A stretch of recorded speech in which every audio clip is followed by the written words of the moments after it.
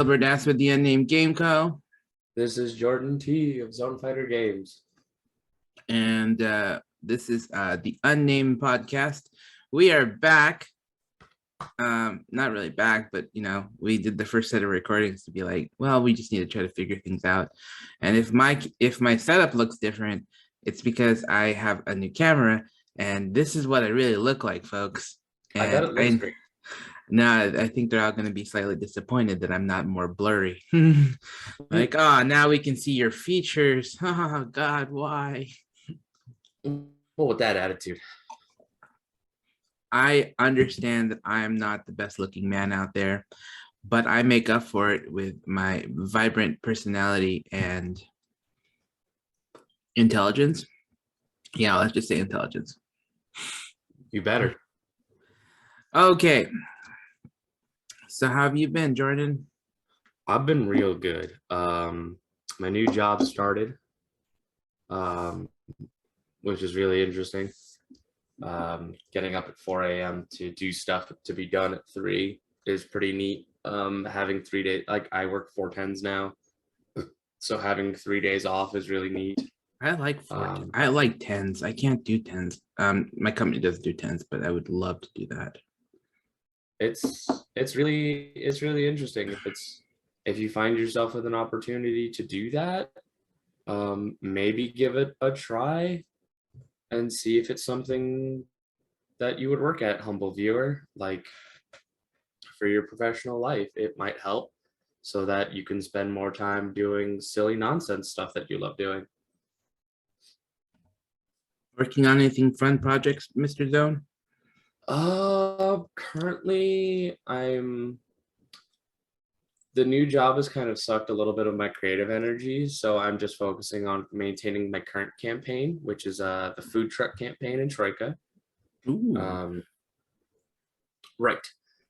It's very interesting kind of come up with like how much money do they have to spend? How much, like, where can I send them to? How does the car work? Like, how does the truck work? Stuff like that.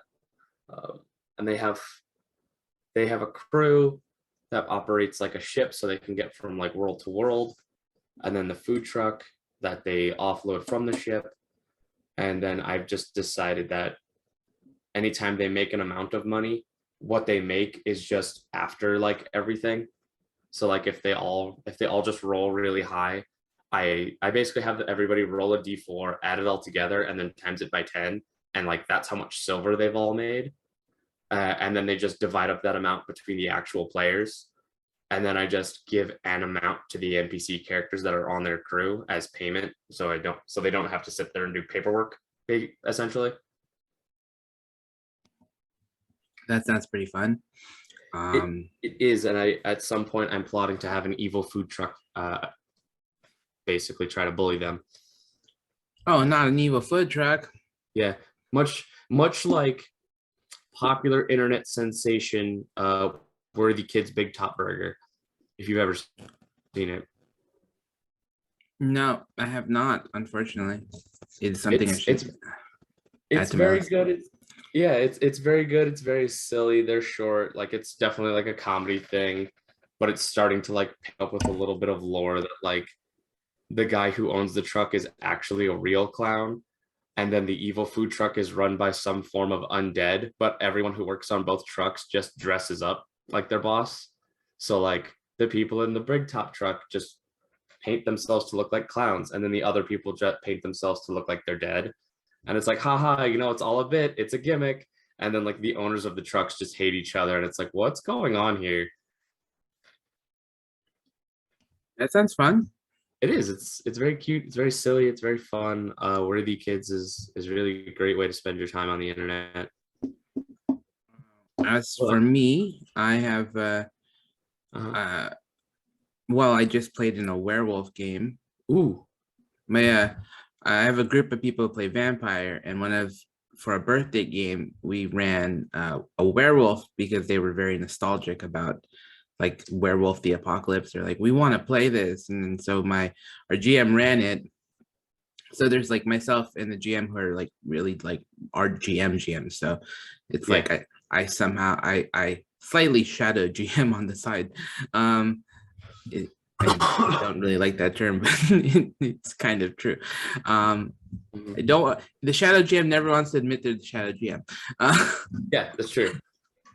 Like, no, I'm not. I have no influence on the game. I'm like, you influence it as a player, and I'm just like, That's look at fair. the distraction. So after that birthday game, we're now doing birthday one shots for everybody. Yeah.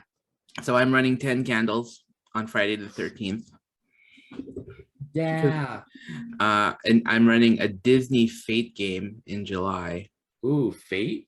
Yeah, I'm taking the Fate game. I'm writing a whole thing. I'm creating a world for them for this player who's a massive Disney fanatic.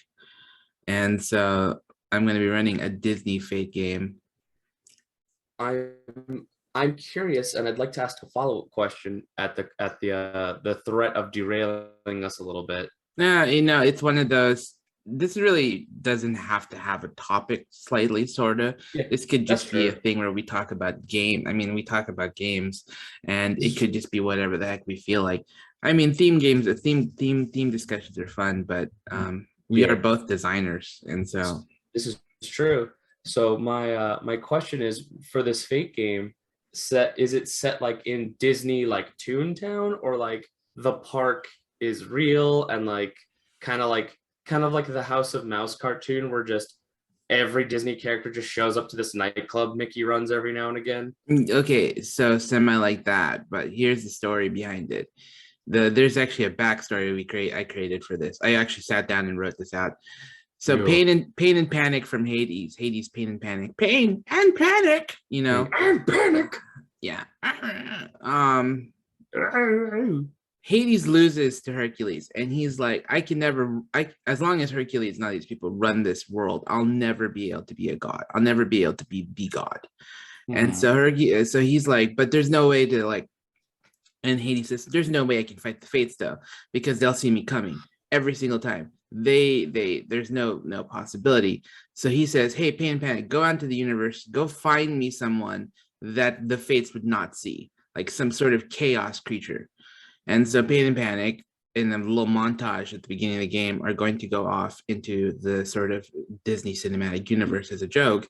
And they're going to be like next to Thanos, and they're going to be like, this guy's kind of crazy. Maybe we shouldn't be hanging out with this guy. Yeah. And, no, this one, not this one. they're going to be like, oh, Baby Yoda. And be like, oh, no, maybe not. And then they're going to get to a point where they run into Experiment 626, which is Stitch. And Yeah. we recreate the beginning of the movie exactly the way it happens, except Pain and Panic rig the jump gate device that he uses to jump to the Earth, and it sends him straight to Hades, like straight to like the underworld. Okay. Where he like crashes right into the Fates, and the Fates are like, who the heck is this? We don't even know what he is, and Stitch is evil at this stage and just destroys the looms of fate. And as a result, all of the worlds collapse into each other because, like, we have no like the looms of fate just like everything crashes into each other. And I like this. And so we wake up. It starts 5 years after this moment, and every Disney world has now collapsed into each other. Whoa. So there are the place you start in is considered like the sort of miscellaneous lands. It's got the White Castle sitting in the center of it, but it's got like, ancient Chinese buildings and Agrabah buildings surrounding it, and it's like it's run by Mulan, and they've now sort of created this sort of adventurers guild. So now you're a group of people who are Disney heroes who have banded together as an adventure league to go solve the issues that are then this combined multiverse of Disney. This Disney singularity, which looks more and more just like the park itself. Yeah, so there's some things like there's like it's now become it's a multi-universe thing. There are flying ships because, well, that's what Treasure Planet had. there's a Zootopia. So so I created 3 because I was like, well, I'm not going to be able to run the full world, and it's only going to be a one shot, but I do want to give the players the option of choice. So there are Yeah. 3 missions to start the game. Ooh. The first mission is you need to join up with Captain Ariel and her wife Moana Yes. to fight off. Yes. Yes, because it makes some sense that Ariel and Moana would be like, yo, yeah, it's cool. Yeah. um uh have to fight off Peter Pan and the Mongolian horde. See, Peter Pan abandoned, he became a bad guy in this world, and he's now paired off with the Mongolian horde after Shan Yu has like sort of disappeared. He got Like exploded. where did Genghis Khan go? Well, now it's Peter Pan, so it's a bunch of Mongolians flying around. I'm really into this because I do enjoy the reading of Peter Pan, like the actual like textual version of Peter Pan, where like he's actually not the good guy. He's actually like really fucked up. Yeah, he's now like, he lost all his lost boys, he lost his capacity to power, so he talks all of the Mongolians into being like, yo, join me, and he gets them to fly because of happy thoughts, and Right. happy thoughts are all like murder. Yes, So violent. violence and murder. So that's the first mission. So you're joining up with Ariel and Moana, who have their own airship. Great. They fly the skies and the seas. And so the second one is Beast has turned into a legitimate beast because his Belle is lost. There's Yeah, a like number of people who are lost in this Bell. Yeah, like multiverse. Bell didn't happen. Belle, well, yeah, the love affair never happened. So Belle's somewhere, but not with Beast. And as a result, Beast is in 5 years is turned into a feral animal, and he is destroying the woods.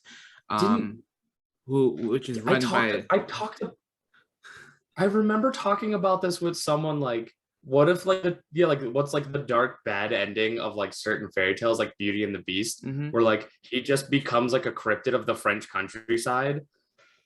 Yeah, so you're joining up, and this is where I'm not mixing too many multiverses, but I am gonna mix semi the Pixar and the Disney World. Yeah, like one and two mixed together is fine. Like Peter Pan well, joining up and Mulan, that's a cool vibe. I imagine that like that the girl from Brave, this is 5 years in, so she's older, but she marries Shan Yu, and they have a little baby, which is adorable, like a little redheaded Mongolian child running around. I like that concept. Yeah, because like what happened to Shan Yu to make him be like, hey, maybe I need to not be a conquering dickbag. Yeah, he was like, he got his butt kicked.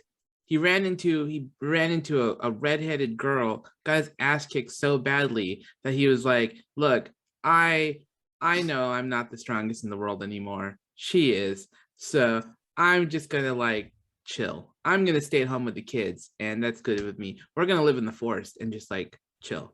Like, and it's like, great, that sounds like an awesome life. He retired. He fell in love and just was like, I'm done. And then the last story is Zootopia has been taken over by Smartigan and a number of really terrible bad guys. And they're trying to make it into this sort of like utopia. But they're taking away people's freedoms. And so the 3 caballeros, which includes Donald Duck, who's one of my favorite characters of all time, they're pretty good, have led a rebellion. Unfortunately, the 3 caballeros have been caught, and they are in the stockades in the middle of Zootopia. And nobody, like, the problem is that the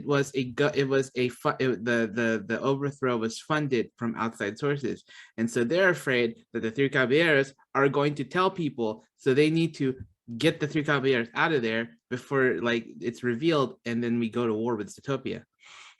That one's kind of my energy. I'm really into that one. Yeah, so I gave 3 different stories, which is, one is like keep the woods safe, and then you'll run into like animals and Baloo and everybody, and then the other one is you fight off the Mongolian horde with Peter Pan.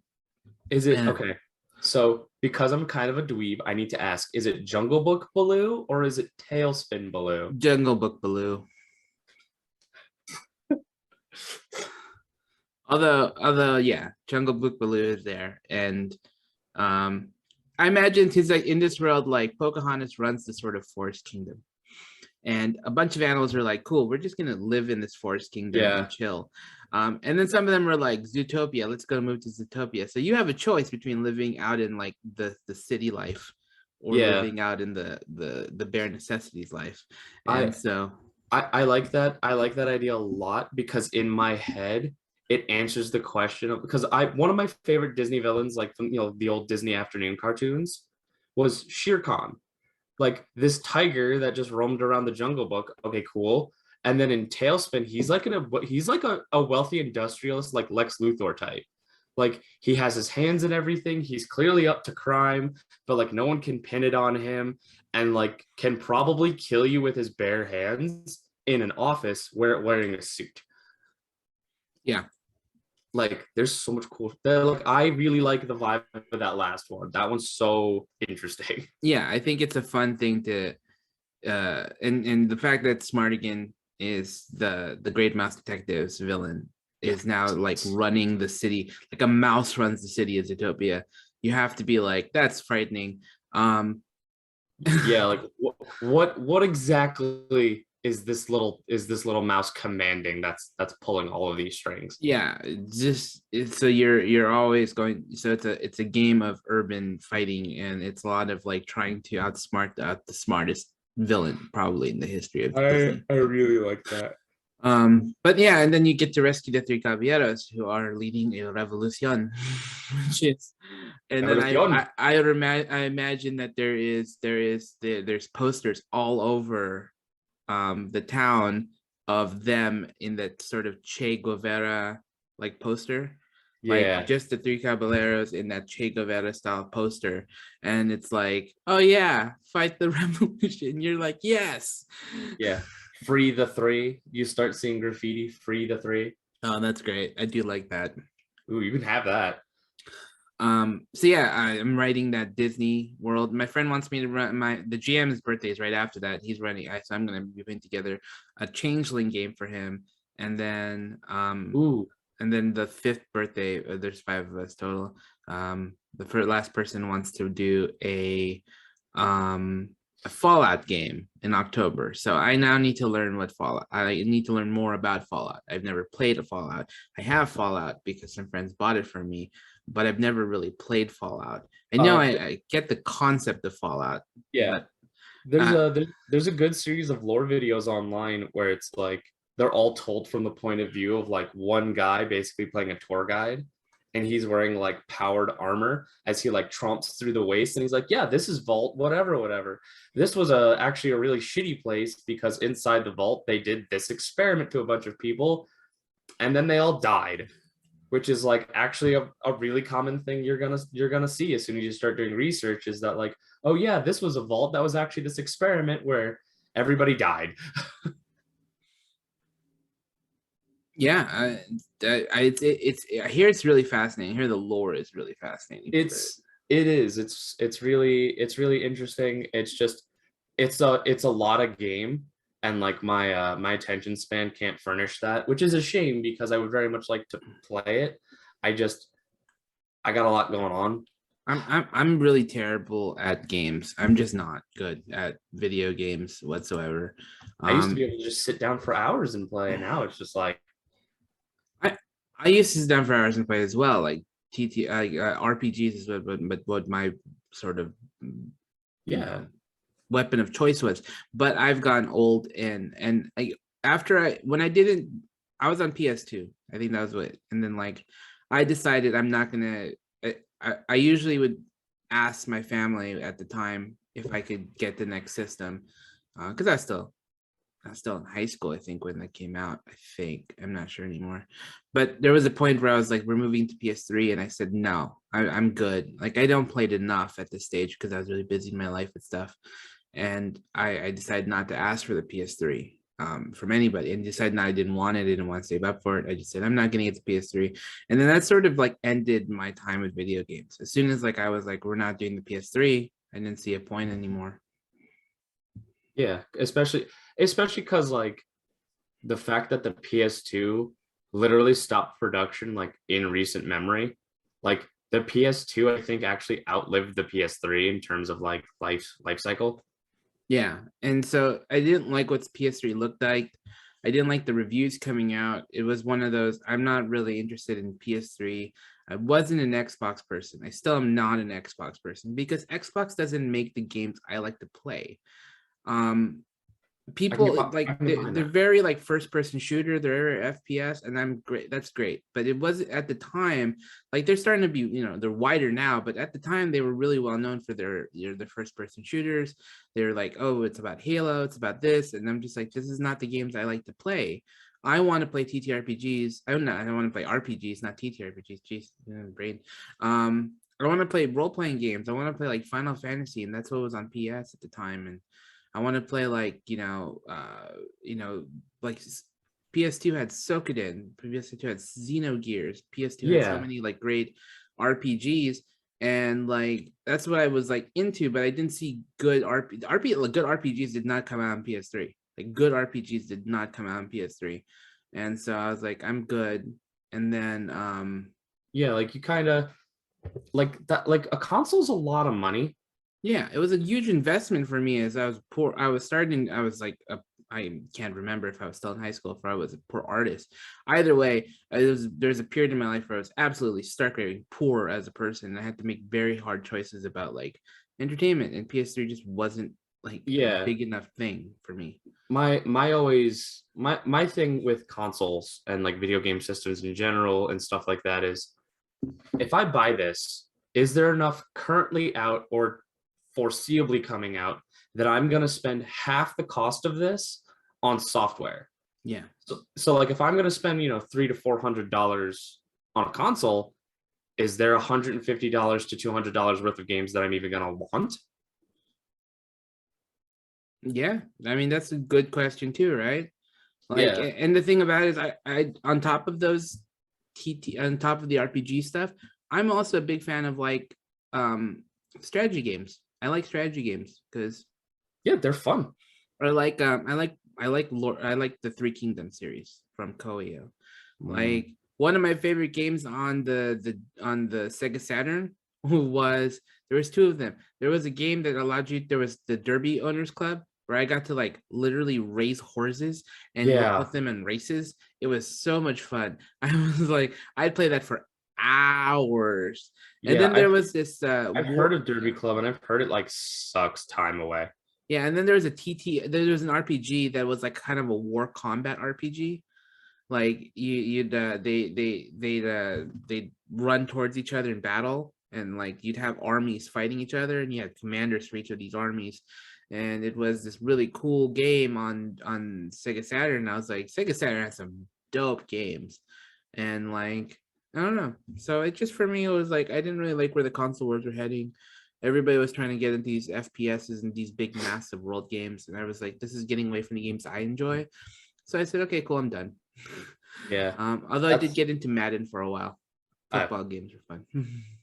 that's why I kind of just picked up a Switch and honestly like even if I put it down for like a month and a half, like I'll pick it up, open up the shop and find like $30 worth of games. That could be 4 games, that could be 1 game like to just download onto my system. Yeah. So it's good. I was thinking picking up a Switch eventually, but then I also just don't have the time. And Yeah. I mean that's literally what it comes down to is like can like yeah, I want a Switch. Do I have the time and the money to kind of furnish one? yeah, for me, the money has not been the issue as I've gotten older. The issue has been I Time. don't have the quote unquote time. I just Yeah. don't. You just you don't have the moment to sit down and just zone out. So anyways, um besides the point, where was I? What we were talking about? Something. So we were talking about kind of the current games we're playing and planning.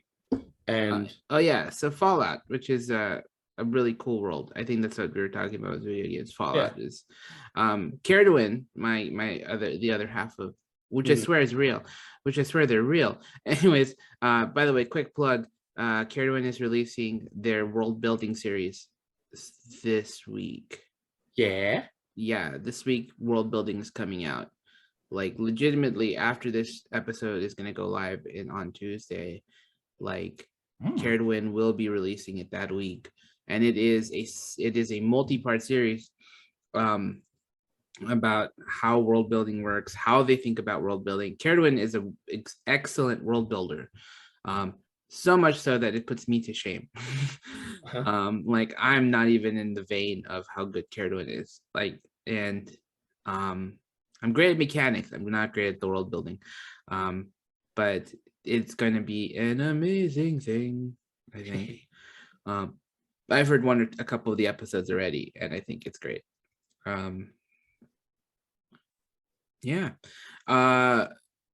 But that being said, Carradine actually has stated that they would be interested, that they wanted to do a Megalarp uh, based off of Fallout.